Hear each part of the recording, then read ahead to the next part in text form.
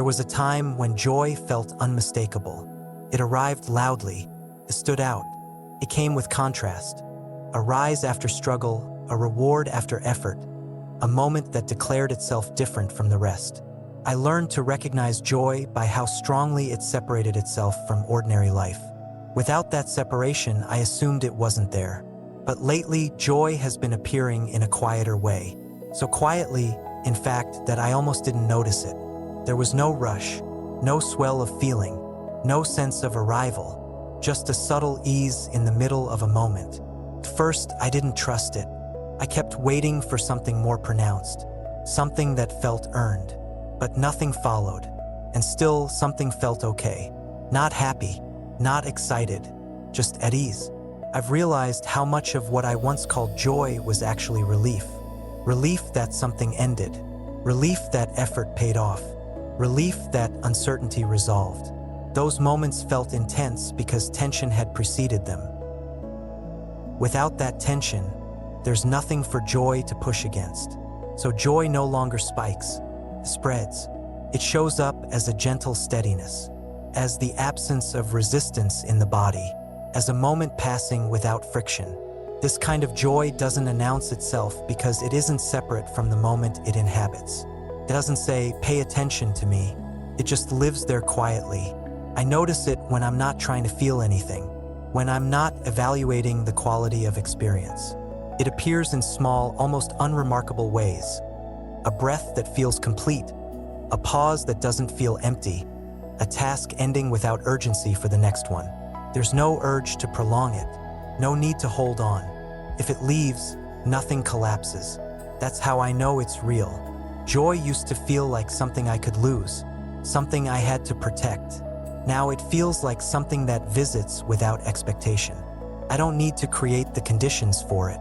I don't need to deserve it. It doesn't come because I did something right. It comes because life is momentarily unobstructed. And when obstruction returns, joy doesn't protest. It simply steps aside. There's a surprising safety in that. Joy that doesn't announce itself doesn't demand loyalty. It doesn't ask to be repeated. It doesn't turn into memory that needs chasing. It leaves no trace. And because it leaves no trace, it doesn't create longing. I don't miss it when it's gone. I don't anticipate it when it's not here.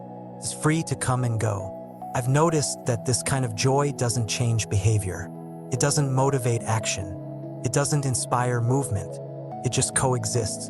And that makes it sustainable. It doesn't burn out. It doesn't peak and crash. It blends into the rhythm of living. Sometimes joy shows up in the middle of something neutral. Sometimes in the middle of something difficult. Not as an escape, just as a brief softening. And then it passes. I don't label those moments anymore. Labeling would turn them into something special. And they don't need to be special. They're enough as they are. I used to believe joy was something to cultivate, that it required attention and effort. But attention tends to amplify, and amplification distorts this kind of joy. It disappears when examined too closely. So I let it be subtle. I let it remain almost invisible. If I notice it, I notice it. If I don't, nothing is lost. Joy that doesn't announce itself doesn't need to be shared. It doesn't seek recognition. It belongs to the moment, not to me. And because it doesn't belong to me, I don't carry it forward. Life continues. Some days are heavy. Some are light. Joy weaves in and out without asking for a place. It doesn't define the day. It doesn't summarize anything. It just happens. And in that happening, there's a quiet trust. Not in happiness. Not in permanence. Just in the simple fact that life can feel okay without explanation. Joy doesn't need to be loud to be real. Sometimes it's just a moment passing easily. And that's enough.